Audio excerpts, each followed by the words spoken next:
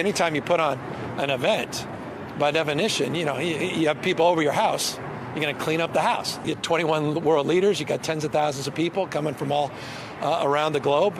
What an opportunity to showcase the world's most extraordinary place, San Francisco.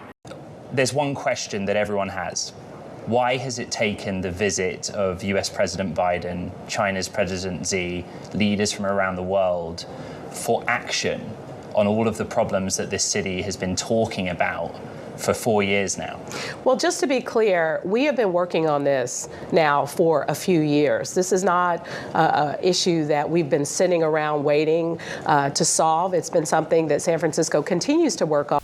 Hey there, guys. Welcome to the channel. So I want to talk just a little bit more about San Francisco, which you guys already know.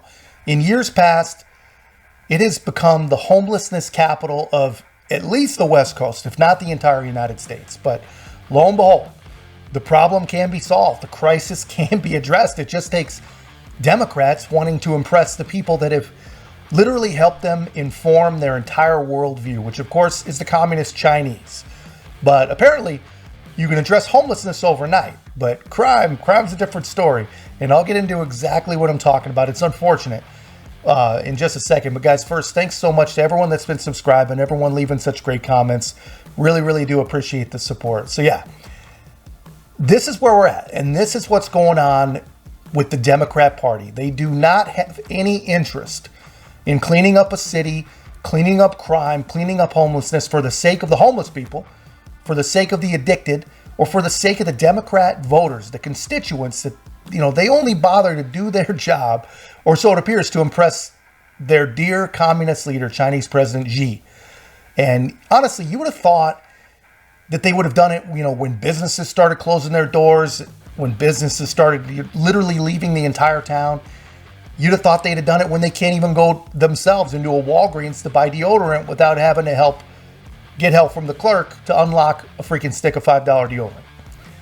Honestly, you would have thought they would have done it when their citizens, even some of their young citizens, are literally dying on the streets from drugs. But no, the city being unlivable, the residents being unhappy, people being in complete and total despair, ruining lives, none of that mattered. None of that mattered. But what does matter is impressing the Chinese president and his fellow communists as they come to town. Video shows an incredible transformation.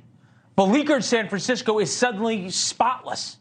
The junkies are gone, the homeless camps have disappeared, crime evidently is no longer a problem. And no, Batman didn't show up, but President Biden will later this week for the APEC summit that includes the president of China. The Secret Service put its big fences in to keep people out, thus San Francisco is now almost livable again. But the governor says it won't last long. I know folks say, oh, they're just cleaning up this place because all those fancy leaders are coming into town. That's true, because it's true. But it's also true for months and months and months prior to APEC, we've been having different conversations. I've listened to politicians talk for a long time. I do it for a living. I have no idea what, quote, different conversations mean. It's for a different night. But the policies of San Francisco come as close to the liberal utopia as you get in America. Shoplifting is legal, and it got so bad stores closed. Even Whole Foods left San Francisco. But when you ask the White House about what's happened here, both what was happening in San Francisco and what happened for the president's visit, they see little irony in the situation. San Francisco has cleaned up their streets ahead of President Biden and President Xi's meeting. They've moved homeless to other parts of the city, cleared tent cities and trash off the street. Is the president embarrassed that an American city needs to go through a total makeover to be presentable for his out-of-town guests? The president is incredibly proud. Okay. And to be fair, the new San Francisco is something to be proud of, at least for... Yeah, I mean, so you see that right there. The dude absolutely nailed it. So at least for now, San Francisco is a place to be proud of today. But for how long? How long is that going to last? Vegas is probably laying odds on that right now. How long will the squalor take to come back? What's the over-under? If I'm laying my money down, not very long. In fact, the show is probably just about over because international reporters who came into town to cover the conference. They didn't barely make it off the airplane before they literally had guns stuffed in their face and robbed blind for every bit of their camera equipment. San Francisco police tonight are investigating the robbery of a foreign news crew covering the APEC summit. This happened just before 5 o'clock last night in the area of Broadway and Columbus. The journalists are from Czech Republic Public Television Station. They told police that a vehicle stopped on the street and 3 armed men got out and approached them.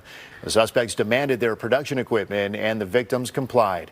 The suspects got back into their vehicle and drove away. The news crew posted a tweet about the incident on X.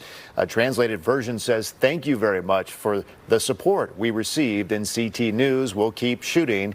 We are here for the U.S. President's summit with the Chinese leader and we'll be there, as always, for CT." I mean, that is pretty much... That's unbelievable, man. And you can't really make this stuff up. And it goes, you know, no matter what side you're on, guys, whether you're left, whether you're right, whether you love San Fran, whether you hate it, this is embarrassing. This is an embarrassing moment for the entire country as a whole. You know, why would they choose a place like that for a summit like this? It just doesn't make sense. You know, this is some economic summit. Well, apparently people coming in to talk about economics, they don't want to see homelessness. They don't want to see the problems that no one's dealing with. And I have no idea, you know, it just doesn't make sense. Why would they do this? But this is where we're at, and this is what happened. And, you know, like I said, it's a complete and total embarrassment. And just think of how ironic this really is. You know, the city leadership, the Democratic Party, the president, and his team, his whole advance team, everyone worked their tail off to cover up the true decline and the true degeneration of the entire city from all these rich and powerful communist people, right? They wanted to hide it from the Chinese president. They wanted to hide it from the international media. And who becomes the first victim of California crime? But none other than the international freaking media. What are the odds of that, man? These people are going to be telling this story forever. They've never even heard of an armed robbery where they're from.